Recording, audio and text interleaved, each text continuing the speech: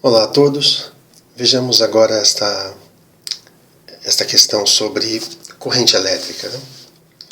Um fio de cobre com área de seção transversal 1 mm² é percorrido por uma corrente contínua de intensidade 10 A. Sabendo-se que nesta situação a velocidade média de deslocamento dos elétrons livres ao longo deste fio condutor é de 0,74 mm/s, determine o número de elétrons livres por centímetro cúbico característico do cobre. Dado a carga elementar do elétron igual a 1,6 vezes 10 a menos 19 coulomb. Ok, então para que trabalhemos nesse problema, é interessante a gente inicialmente perceber que existem algumas informações fornecidas em dimensões métricas diferentes. Nós temos aqui, por exemplo, o milímetro quadrado, como sendo a área da seção do fio. Nós temos a velocidade em milímetro por segundo, mas desejamos conhecer o número de elétrons livres por centímetro cúbico. Então, com isso, a gente percebe que o centímetro cúbico deve ser nossa unidade final, porquanto a gente deve tentar já oferecer a informação de que tanto a área quanto a velocidade dos elétrons devem ser dadas em centímetro. Precisamos fazer essa conversão inicial. Então vejamos aqui inicialmente que podemos escrever que a corrente é definida como ΔQ sobre um tempo de monitoramento, o tempo durante o qual essa carga passa pela seção do fio. Como a carga elétrica é quantizada, esse ΔQ ele vai ser um certo número positivo inteiro vezes a carga do elétron dividido por esse tempo, ou seja, a passagem de carga é a passagem de um certo número de elétrons. Ok? Se temos uma velocidade média nesses elétrons, nós podemos escrever que essa velocidade média ela vai fazer relacionar ao tempo de monitoramento, que é esse ΔT aqui, um certo ΔS. Então a gente vai poder escrever que essa velocidade média nesse tempo de monitoramento vai corresponder a um certo deslocamento no fio, ΔS. Okay? Podemos ver, a princípio, que se você tiver um modelo onde temos um fio com uma certa seção transversa, nós temos que esse ΔS, que vai ser determinado, ele está associado a vai ser um ΔS em um certo ΔT, ou seja, um deslocamento que acontece nesse ΔT de monitoramento.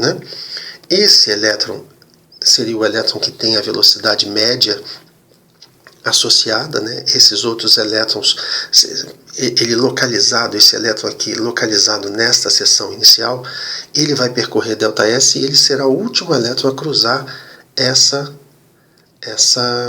seção de monitoramento segunda aqui à direita. Ok? Então, com isso, nós temos um modelo onde o número de elétrons por volume vai poder entrar da seguinte maneira.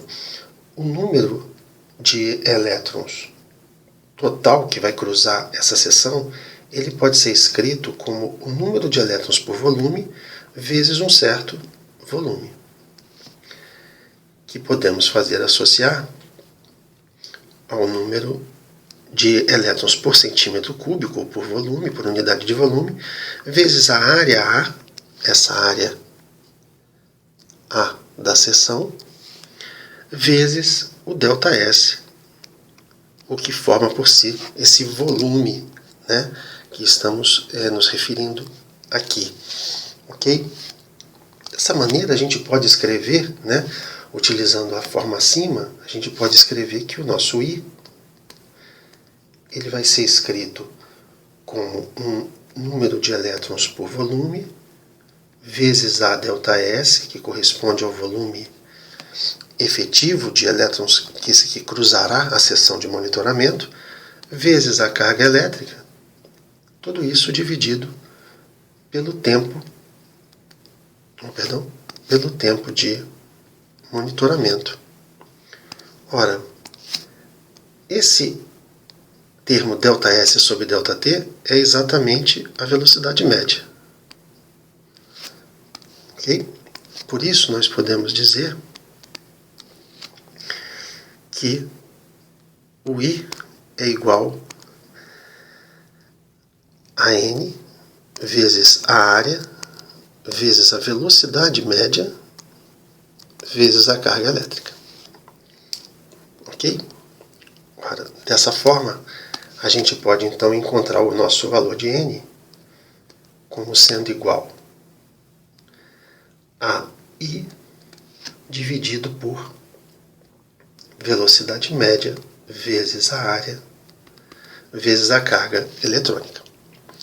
Isso aqui, nós já podemos aprontar uma expressão para isso, que vai ser 0,74 milímetros por segundo.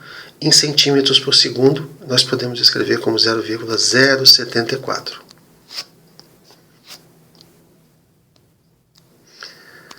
Um milímetro quadrado corresponde a 10 a menos 2 centímetros quadrados. E a carga do elétron é 1,6 vezes 10 a menos 19. No numerador, nós temos os 10 amperes. Ok?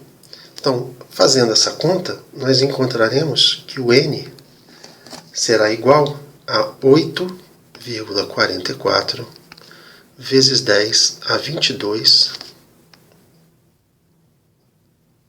elétrons livres por centímetro cúbico. Ok? Então essa é a resposta do problema. Terminamos então. Um abraço.